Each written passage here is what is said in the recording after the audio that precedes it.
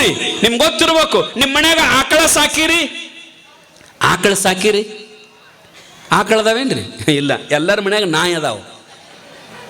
ಆಕಳ ಸಾಕಂಗಿಲ್ರಿ ನಮ್ಮ ಮಂದಿ. ನಾಯಿ ಸಾಕತಾವ. ಯಾಕೋ ಏನೋ ಗೊತ್ತಿಲ್ಲ. ಈ ನಾಯಿಗೂ ಆಕಳಿಗೂ ವ್ಯತ್ಯಾಸ ಗೊತ್ತದ ಇಲ್ಲ ನಿಮಗೆ? ನಾಯಿ ಹಾಲು ಅಭಿಷೇಕಕ್ಕೆ ಬರ್ತತೇನ್ರಿ? ಹಂಗ್ರಿ ಸ್ವಾಮಿ, ನಾಯಿ ಹಾಲು ಅಭಿಷೇಕಕ್ಕೆ ಆಗ್ತ ಅಲ್ಲ. ಅದಕ್ಕೆ ಅಂದರೆ ಶರಣರು ಪಂಚಾಮೃತಕ್ಕೆ ಸಲ್ಲದಯ್ಯ ನಾಯಿಯ ಹಾಲು ನಾಯಿಗಲ್ಲದೆ, ಪಂಚಾಮೃತಕ್ಕೆ ಸಲ್ಲದೆಯ್ಯ. ಇವ ಆಕಳಂದ್ರೆ ಮಣಿಯೊಳಗೆ ದೇವ್ರಿದ್ದಂಗ. ಗೋ ವಿಶ್ವಶ ಮಾತಾ, ಇಡೀ ಜಗತ್ತಿಗೆ ದೈವ ಸ್ವರೂಪಿ ಯಾವ್ದಂತಂದ್ರ ಆಕಳು. ಆಕಳ ಈ 1000 ವರ್ಷ ಆದ್ರೂ ಆಕಳ ಹೆಂಗೈತಿ ಹಂಗೈತಿರಿವ. ಈ ಮನುಷ್ಯರ ಬದಲಾಗ್ಯಾರ, ಮನುಷ್ಯರ ಬಾದಾಗ್ಯಾರ, ಮನುಷ್ಯರ ಸುಮಾರಾಗ್ಯಾರ. ಆದ್ರ ಆಕಳು ಎಂದು ತನ್ನ ತನವನ್ನು ಕಳ್ಕೊಂಡಿಲ್ಲ, ತನ್ನ ತನವನ್ನು ಕಳ್ಕೊಂಡಿಲ್ಲ. 1000 ವರ್ಷದ ಹಿಂದೆ ಮನುಷ್ಯರು ಹೆಂಗಿದ್ರು, ಇವತ್ತು ಹೆಂಗದ ಮನುಷ್ಯರು? ಎಲ್ಲರೂ ಹೆಂಗದ ಅಂತಂದ್ರ ಹೃದಯದೊಳಗೆ ವಿಷ ತುಂಬಿಕೊಂಡ, ಕೆಟ್ಟು ತುಂಬಿಕೊಂಡ ವಿಷಾನ ಕಕ್ಕತಾರ ಇವತ್ತಿನ ಜನ. ಆದ್ರ ಆಕಳ ಒಂದು ದಿನಾರ ಮೊದಲು ಮನುಷ್ಯರು ಚಲೋ ಇದ್ರು, ನಾವು ಹಾಲು ಕೊಡ್ತಿದ್ದೀವು. ಈಗೆಲ್ಲ ಸುಮಾರಾಗ್ಯಾವ ಅಂತ ತಿಳ್ಕೊಂಡು ಆಕಳ ಏನಾರ ವಿಷ ಕೊಡಾಕತ್ತದೇನಿ? ಇಲ್ಲ. ನೀ ಏನಾರ ಮಾಡು, ನೀ ಏನಾರ ಮಾಡು, ಆದ್ರೆ ನಾ ಮಾತ್ರ ಹಾಲು ಕೊಡುವುದು ನನ್ನ ಧರ್ಮದ. ನಾ ಸಾಯುತಕ ಹಾಲ ಕೊಡ್ತೇನಂತ ಆಕಳ. ನೀ ಕೆಟ್ಟರ ಮಾಡು, ಚಲೋರ ಮಾಡು, ಮೋಸಾರ ಮಾಡು, ಅನ್ಯಾಯರ ಮಾಡು, ವಂಚನೆಯರ ಮಾಡು, ಏನಾರ ಮಾಡ, ಪರಂತು ಆಕಳ ಮಾತ್ರ ಹಾಲ ಕೊಡ್ತದ, ಅಮೃತನ ಕೊಡ್ತದ. ಅಂತ ಅಮೃತ ಸದೃಶವಾದ ಹಾಲು ಕೊಟ್ಟರು ಕೆಲವೊಬ್ರು ನೋಡ್ಬೇಕ್ರಿ. ಒಬ್ಬ ರೈತ ಆಕಳಿಗೆ ವಯಸ್ಸಾಗಿತ್ತು, ನೆಲಪಟ್ಟು ಬಿದ್ದಿತ್ತು, ಅದನ್ನು ಜಾಕಿ ಮಾಡಕ್ಕೆ ಆಗಂಗಿಲ್ಲ ಅಂತ ತಿಳ್ಕೊಂಡು ಆಕಳ ಕಟಕರಿಗೆ ಕೊಡಾಕ ತಯಾರು ಮಾಡಾಕತ್ತಿದ್ದ. ಕಟಕರನ್ನ ಕರ್ಕೊಂಡು ಬಂದಿದ್ದ. ಅವ್ರ ಆಕಳ ಒಯ್ಯವ್ರು ಇರ್ತಾರಲ್ಲ, ಒಯ್ಯಕ್ಕೆ ಬಂದಿದ್ರು. ಆಕಳ ಅಳ್ಳಾಕೈತಂತ್ರಿ, ಅದು ಕಣ್ಣಾಗ ನೀರು ತರ್ತತ್ನ. ಇವ್ ಕೇಳಿದಂತೆ ಯಾಕೆ ಅಳ್ಳಾಕತ್ತಿ ಅಂತಂದಾಗ, ಅಲ್ಲೋ ಮತ್ತೆ ಯಾರನ್ನೋ ಕರ್ಕೊಂಡು ಬಂದಿಯಲ್ಲ, ನಾನು ಯಾರಿಗೆ ಕೊಡಾಕತ್ತಿ ಅಂತಂದಾಗ, ಯಾರಿಗಂದ್ರೆ ನಿಂದೆಲ್ಲ ಮುಗಿದದ, ಅದಕ್ಕೆ ಅವ್ರಿಗೆ ಕೊಡಾಕತ್ತಿನ, ಕಟಗರಿ ಕೊಡಾಕತ್ತಿನ ಅಂತಂದಾಗ ಆಕಳ ಅಳ್ಕೊಂತ ಹೇಳ್ತಂತ, ಮೂರ್ಖ, ನನಗ ನಡ್ಯಾಕ ಬರಂಗಿಲ್ಲ, ನನಗೆ ಅಡ್ಡಾಡಕ ಬರಂಗಿಲ್ಲ, ಇನ್ನು ನನ್ನ ವ್ಯವಸ್ಥೆ ಮಾಡಕ್ ಆಗಂಗಿಲ್ಲ ಅಂತ ತಿಳ್ಕೊಂಡು ಕಟ್ಕರಿಗೆ ಕೊಡ್ತಾನಂತೀಯಲ್ಲ. ಮತ್ತು ನಿಮ್ಮ ಅವ್ಗೂ 90 ವರ್ಷ ಆಗ್ಯಾವಲ್ಲ, ಕಾಟಾದ ಮಗ ಮಲ್ಕೊಂಡಾಳಲ್ಲ, ಆಕಿಗೂ ಹೇಳಾಕ ಬರಂಗಿಲ್ಲ, ಆಕಿಗೂ ಅಡ್ಡಾಡಕ ಬರಂಗಿಲ್ಲ, ಮತ್ತು ಆಕಿನೂ ಕಟ್ಕರಿಗೆ ಕೊಡ್ತಿ ಏನು? ನಿಮ್ಮವ್ವನ ಕಟ್ಕರಿಗೆ ಕೊಡ್ತಿ ಏನು? ಮೂರ್ಖ, ನಿಮ್ಮವು ಬರೇ 1 ವರ್ಷ 2 ವರ್ಷ ಹಾಲು ಕೊಟ್ಟಿರ್ಬೇಕು. ನಾನು 8 ದಿನ ಬದುಕಿದ್ದೀನಲ್ಲ, ನನ್ನ ಬದುಕಿದ ಎಲ್ಲ ದಿನಗಳ ನಿನಗೆ ಹಾಲು ಕೊಟ್ಟಿನಲ್ಲೋ ಯಪ್ಪ.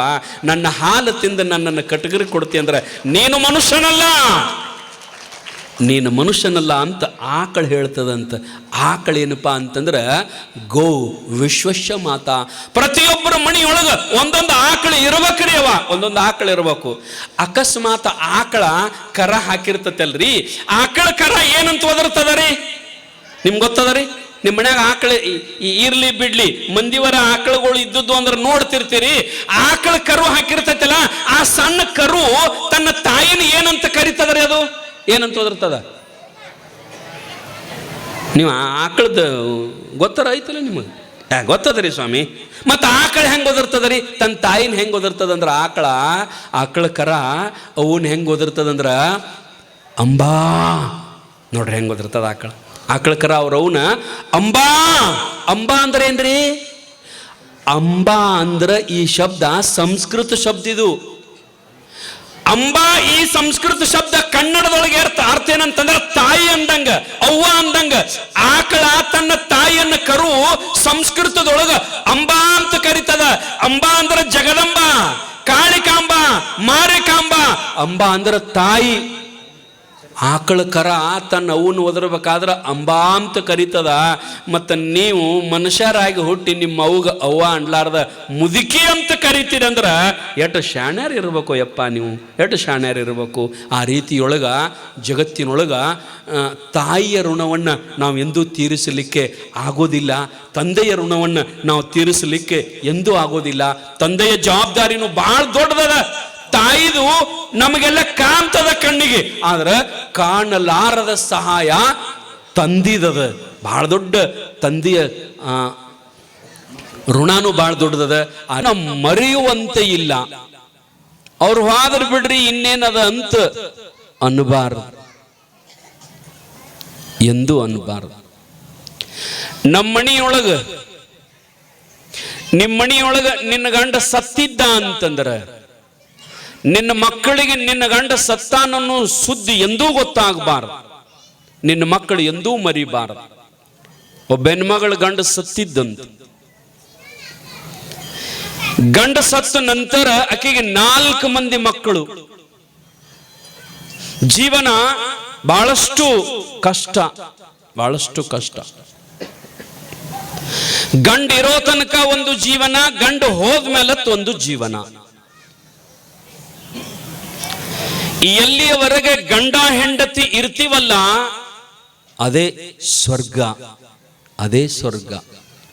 ಇರುವಷ್ಟು ದಿನ ಬಹಳಷ್ಟು ಪ್ರೀತಿಯಿಂದ ಬದುಕಿ ಬಿಡಬೇಕು ಎಲ್ಲರೂ. ಗಂಡ ಹೋದ ನಂತರ 4 ಮಂದಿ ಮಕ್ಕಳನ್ನ ಸಾಕ್ತಿದ್ಲಲ್ಲ ಆ ತಾಯಿ. ಮಕ್ಕಳು ಏನಾದರೂ ರೊಕ್ಕ ಬೇಡಿದ್ರ ಆ ಹೆಣ್ಮಗಳು ಎಷ್ಟು ಒಳ್ಳೆಕಂತಂದ್ರ, ನನ್ನ ಮಕ್ಕಳು ಎಂದೂ ನನ್ನ ಗಂಡನ ಮರಿಬಾರದು, ನನ್ನ ಮಕ್ಕಳು ಎಂದೂ ಅವ್ರ ಅಪ್ಪನ್ನ ಮರಿಬಾರದಂತ ತಿಳ್ಕೊಂಡು ದಿನ ನೆನಪಿಸ್ಬೇಕ ಅವ್ರ ಅಪ್ಪನ್ನ ಅವರು. ಯಾಕಂತಂದ್ರ ನಾವು ಹುಟ್ಟಿರುವ ಬಟ್ಟೆಗೆ ನಮ್ಮಪ್ಪನ ಪರಿಶ್ರಮ ಎಷ್ಟದ, ನಾವು ಕಲಿಯುವ ಶಾಲೆಗೆ ನಮ್ಮಪ್ಪನ ಪರಿಶ್ರಮ ಎಷ್ಟದ. ನಮ್ಮಪ್ಪ ಒಂದನೇ ತಾನು ಶಾಲೆ ಕಲ್ತಿಲ್ಲ, ಆದ್ರೆ ₹1,00,000 ಕೊಟ್ಟು ನನ್ನ ಕಾನ್ವೆಂಟ್ ಹಚ್ಚಿದಾನಲ್ಲ. ₹1,00,000 ಫೀ ತುಂಬಿ ನನ್ನನ್ನು ಕಾನ್ವೆಂಟ್ ಹಚ್ಚಿದಾನಲ್ಲ. ನಮ್ಮಪ್ಪ ಶಾಲೆ ಕಲ್ತಿಲ್ಲ. ನನ್ನ ಮಗ ಶಾಲೆಯೊಳಗ ಅಪಮಾನಿತನಾಗಬಾರದು, ನನ್ನ ಮಗನಿಗೆ ಏನೂ ಕಮ್ಮಿ ಆಗಬಾರದಂತ ತಿಳ್ಕೊಂಡ ಶ್ರೀಮಂತರ ಜೊತೆಗೆ ನನ್ನ ಮಗನು ಶ್ರೀಮಂತರಂತೆ ಶಾಲಿ ಕಲೀಲಿ ಅಂತ ತಿಳ್ಕೊಂಡ ಅವನಿಗೆ ಎಂತಹ ಡ್ರೆಸ್ ತಂದಿರ್ತಾನೆ ಆ ತಂದೆ. ಮಕ್ಕಳು ಹಾಕೊಳ್ಳೋ ಬೂಟ್ ಸಾವಿರ ಕಿಮ್ಮತ್ತಿನ, ಅವ್ರು ಹಾಕೊಳ್ಳೋ ಕಾಲ್ ಚೀಲ್, ಅವ್ರು ಹಾಕೊಳ್ಳೋ ಅಂಡರ್ವೇರು, ಬಟ್ಟೆ, ಬನಿಯನ್, ಟಾಯ್, ಬ್ಯಾಗ್, ಇದೆಲ್ಲ ಎಷ್ಟು ಪರಿಶ್ರಮದಿಂದ ತಂದಿರ್ತಾನೆ. ನನ್ನ ಮಗ ಹೊಸ ಬಟ್ಟೆ ಹಾಕೋಲಿ, ನನ್ನ ಮಗ ಹೊಸ ಬೂಟ್ ಹಾಕೋಲಿ ಅಂತ ತಿಳ್ಕೊಂಡು ಇನ್ನೊಬ್ಬರಲ್ಲಿ ಕೂಲಿ ಮಾಡಿ ಕುಂಬಳಿ ಮಾಡಿ ದುಡಿದು ಮಗನಿಗೆ ಹೊಸ ಬಟ್ಟೆ ಹೊಸ ಕಾಲನು ಹಾಕಿ ಕಳಿಸ್ತಾನ. ಈ ಕಡೆ ಹರಿದ ಕಾಲನು ಹಾಕೊಂಡು ಅಡ್ಡಾಡ್ತಾನ ತಂದೆ. ನಮ್ಮಪ್ಪ ಹರಕ್ ಚಪ್ಪಲ್ ಹಾಕೊಂಡು ಅಡ್ಡಾಡ್ತಾನ. ಇರೋ ತನಕ ನನ್ನ ಗಂಡನನ್ನ ನಮ್ಮ ಅವ್ರ ಅಪ್ಪನ ಎಂದೂ ನನ್ನ ಮಕ್ಕಳು ಮರಿಬಾರ್ದಂತ ತಿಳ್ಕೊಂಡಾಕ ಏನ್ ಮಾಡ್ತಿದ್ಲು ಅಂತಂದ್ರ, ಮಕ್ಕಳೇನಾದರೂ ಮರೆತಿರ್ತಾರಂಥೇಳಿ ಆಕೆ ಗಂಡ ಏನು ಸತ್ತಿದ್ದಲ್ಲ, ಗಂಡನ ಅಂಗಿ ಯಾವತ್ತೂ ಪಡಸಲ್ಯಾಗ ಗೂಟಕ್ಕೆ ಹಾಕಿದ್ಲಂತ. ಗಂಡ ಸತ್ತು 10 ವರ್ಷ ಆಗ್ಯದ, ಅವನಂಗಿ ಮಾತ್ರ ಗೂಟಕ್ಕೆ ಇರ್ತಿರ್ತಿಲ್ಲಿ ಯಾವತ್ತು. ಒಬ್ಬ ಮಗ ಬಂದು ಯವ್ವ ನನಗೆ ಸಾಲ್ಯಾಗ ₹50 ಕೇಳಾಕತ್ತಾರ ಅಂದ ಕೂಡಲೇ ಅಡಿಗೆ ಮನ್ಯಾಗ ಕುಂತಕ್ ಏನಂತಿದ್ಲು ಅಂತಂದ್ರ, ಅಲ್ಲೇ ನಿಮ್ಮ ಅಪ್ಪನ ಅಂಗಿ ಕಿಶಾಗದ ತಕೊಂಡು ಹೋಗಪ್ಪ ಅಂತಿದ್ಲು. ಹ್ಞೂ ಅಂತ ಹುಡುಗ ಹೋಯ್ತಿದ್ದ. ಮತ್ತೊಬ್ಬ ಹುಡುಗ ಬಂದ, ಯವ್ವ ನನಗೆ ಪಾನಿಪುರಿ ತಿನ್ನಂಗಾಗ್ಯದ, ಒಂದು ₹10 ಕೊಡಂದ್ರ ಅಲ್ಲೇ ನಿಮ್ಮ ಅಪ್ಪನ ಅಂಗಿ ಆಗದ ತಗೊಂಡು ಹೋಗಪ್ಪ. ಯಾವತ್ತು ರೊಕ್ಕ ಆ ತಾಯಿ ತನ್ನ ಹತ್ತಕ್ಕೆ ಇಟ್ಕೋತಿದ್ದಿಲ್ಲ, ತನ್ನ ಗಂಡನ ಅಂಗಿ ಕಿಶೆದಾಗಿ ಇಡ್ತಿದ್ಲಿ.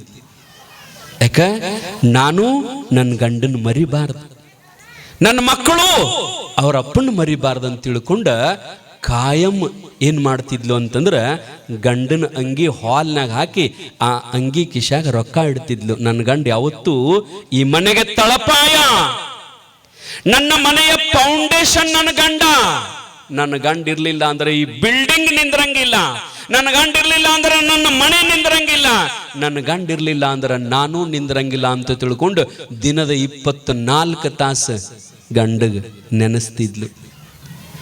ಗಂಡಗ ನೆನೆಸ್ತಿದ್ಲು ಅಂತಂದ್ರೆ ಮನಸ್ಸ ದೂರ ಹರಿಯಂಗಿಲ್ಲ.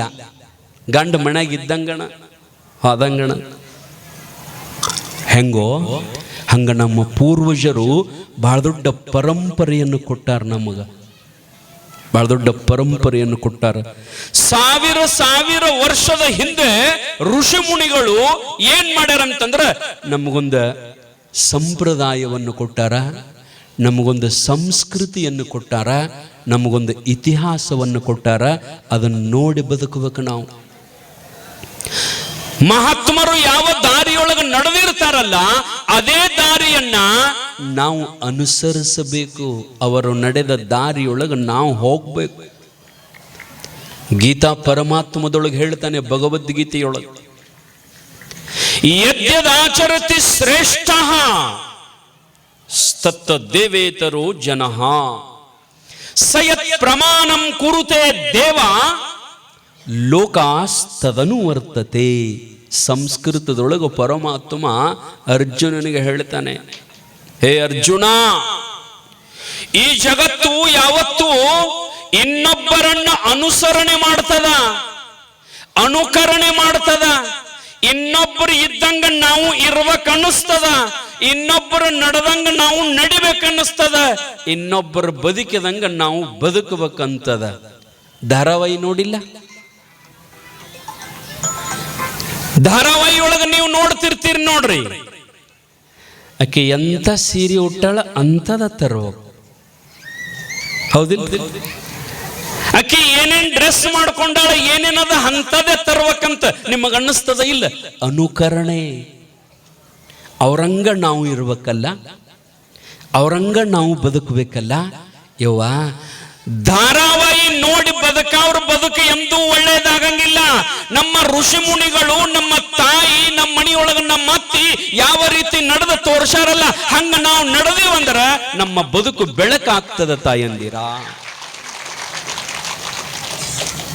ಧಾರಾವಾಹಿ ನಾಟಕ, ಅದು ನಿಜ ಜೀವನ ಅಲ್ಲ. ನೀವೇನ್ ಟಿವಿ ಒಳಗೆ ನೋಡ್ತಿರಲ್ಲ ಅದು ನಿಜ ಜೀವನ ಅಲ್ಲ. ತಾಯಿ ಅಂತ ನಟನೆ ಮಾಡಿರ್ತಾರೆ ಅಷ್ಟೇ, ತಾಯಿ ತನ ಗೊತ್ತಿರೋದಿಲ್ಲ ಅವರಿಗೆ. ಆದ್ರೆ ನೀವು ಹಂಗಲ್ಲ, ನೀವು ನಿಜ ಜೀವನದಲ್ಲಿ ಸುಖ ದುಃಖ ಮಾನ ಅಪಮಾನ ನೋವು ಕಷ್ಟ ಇವೆಲ್ಲವುಗಳನ್ನು ಅನುಭವಿಸಿರಿ ನೀವು. ಮನುಷ್ಯ ಏನನ್ನ ನೋಡಿ ಬದಲಾಗಬೇಕು, ಏನನ್ನ ನೋಡಿ ಅನುಕರಣೆ ಮಾಡ್ಬೇಕಂತಂದ್ರ ಈ ಜಗತ್ತಿನೊಳಗ ಕೃಷ್ಣ ಹೇಳ್ತಾನೆ ಏನಂತಂದ್ರ, ದೊಡ್ಡವರು ನಡೆದು ಹೋದ ದಾರಿ ಅದು ಸಣ್ಣವರಿಗೆ ಮಾರ್ಗದರ್ಶನ. ನೀವು ಅನ್ನೋದಿಲ್ಲ ನಿಮ್ಮ ಭಾಷೆಯೊಳಗ ಒಂದ್ ಮಾತು ಅಂತೀರಿ ನೋಡಿ, ನಿಮ್ ಕಡೆ ಅಂತಾರೋ ಇಲ್ಲೋ ಗೊತ್ತಿಲ್ಲ, ನಮ್ಮ ಕಡೆ ಅಂತಾರ, ಹಿರಿಯ ಅಕ್ಕನ ಚಾಳೆ. ನಿಮ್ಮಲ್ಲಿ ಅಂತಾರೇನ್ರಿ? ಹಾ, ನಿಮ್ಮಲ್ಲಿ ಅಂತಾರೆ, ಎಲ್ಲ ಕಡೆ ಅಂತಾರೆ. ಅದನ್ನ ಬಹಳ ದೊಡ್ಡ ಅರ್ಥಗರ್ಭಿತ ಮಾತು ಗಾದೆ. ವೇದಗಳನ್ನು ಮೀರಿಸುವ ಶಕ್ತಿ ಗಾದೆಗಳಿಗಿದೆ. ಗಾದೆಗಳು ಅಂತಂದ್ರೆ ಗಾದೆ ಮಾತು, ಪ್ರತಿನಿತ್ಯ ನಮ್ಮ ಆಡು ಭಾಷೆಯಲ್ಲಿ ಬರ್ತಕ್ಕಂಥ ಮಾತುಗಳು. ಹಿರಿಯಕ್ಕನ್ ಚಾಳೆ ಮಣಿ ಮಂದಿಗೆಲ್ಲ ಅಂತ ಅಂದ್ರೆ ಇದರ ಅರ್ಥ ಏನು?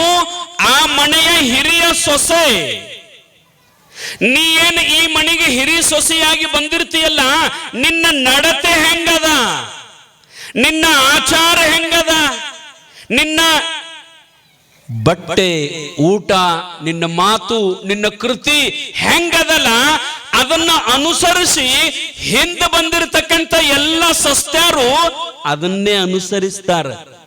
ಅದಕ್ಕೆ ನೀ ಏನು ಹಿರಿಯಕ್ಕೆ ಬಂದಿಲ್ಲ ಮನೆಗೆ, ಮೊದಲು ನೀ ಚಂದಂಗೆ ಬದುಕಕ್ಕೆ ಕಲಿ.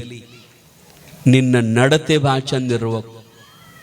ನಿಮ್ಮೂರಾಗ ಯಾರದಾರ ಮನ್ಯಾಗ ಒಂದು ಹುಡುಗಿನ ಮದುವೆ ಮಾಡಿ ಕೊಟ್ರಿ ಅಂದ್ರ ಆ ತಾಯಿಗೆ ಬಲ್ ಖುಷಿ. ಒಟ್ಟು ನಮ್ಮ ಹೆಣ್ಮಕ್ಳಿಗೆ ಏನಂದ್ರೆ, ಮಗಳು ಮದುವೆ ಆಗಿ ಗಂಡನ ಮನೆಗೆ ಹೋದ್ಲಂತರ ಸ್ವರ್ಗ ಮೂರಾಗೆ ನಮ್ಮ ಮಗುಗಳಿಗೆ. ಒಟ್ಟು ನನ್ನ ಮಗಳು ಮದುವೆ ಆಗ್ಬೇಕ್ರಿ, ನನ್ನ ಮಗಳು ಮದುವೆ ಆಗಿ ಗಂಡನ ಮನೆಗೆ ಹೋಗ್ಬೇಕು. ಆದ್ರೆ ಹೋಗುವಾಗ ಒಂದು ಮಾತು ಅಂತೀರಿ ನೋಡ್ರಿ ನೀವು, ಏನಂತೀರಿ? ನನ್ನ ಮಗಳು ಹೊಸ್ತಾಗಿ ನಡ್ಯಾಕ ಹೊಂಟಾಳ ಅಂತೀರಲ್ಲ, ಹಿಂಗೆ ನಿಮ್ಮ ಕಡೆ ಅಂತಾರಿಲ್ರಿ? ಗಂಡನ ಮನೆಗೆ ಹೊಸ್ತಾಗಿ ಹೋಗುವಾಗ ನನ್ನ ಮಗಳು ಹೊಸ್ತಾಗಿ ನಡ್ಯಾಕ ಹೊಂಟಾಳ. ಮತ್ತೆ ಇಲ್ಲೇನು ಕಾಲು ಮುರ್ಕೊಂಡು ಬಿದ್ದಿದ್ಲ? ಇಲ್ಲಿ ನಿಮ್ಮ ಮನ್ಯಾಗ ನಡೆದಿಲ್ಲ? ದಿವಸ ಹೊರಗೊಮ್ಮೆ ಒಳಗೊಮ್ಮೆ ಸಾಲಿಗೊಮ್ಮೆ ಕಾಲೇಜ್ಗೊಮ್ಮೆ ನಡೆದಾಡ್ತಿದ್ಲಲ್ಲ. ಮತ್ತು ಅಲ್ಲೇನು ದೊಡ್ಡ ಹೊಸದಾಗಿ ನಡೆಯಕ್ಕೆ ಹೊಂಟಾಳಿಕೆ ಏನು ಕೈಲೇ ನಡೀತಾಳನಲ್ಲಿ. ಈ ಎರಡು ಚಂದ ಅದ ನೋಡ್ರಿ ಹೆಣ್ಮಕ್ಳು ಮಾತು ಮನ್ಯಾಗ ಅಂತಿರ್ತಾರೆ. ಆ ಆಜು ಬಾಜುದವ್ರಿಗೆ ಹೋಗಿ ಕುಂತ ಕಟ್ಟಿ ಮ್ಯಾಗ ಕುಂತ ನಿಮ್ಗೆ ಗೆಳತ್ಯಾರು ಇರ್ತಾರಲ್ಲ ಅವ್ರ ಮುಂದೆ ಕುಂತ ಹೋಗಿ ಒಂದೆರಡು ಹನಿ ಪಟ ಪಟ ಪಟ ಕಣ್ಣಾಗ ನೀರು ತರೋದು, ಅದಂತೂ ನಿಮಗೇನು ಹೇಳೋದೇ ಬೇಡ ಬಿಡ್ರಿ.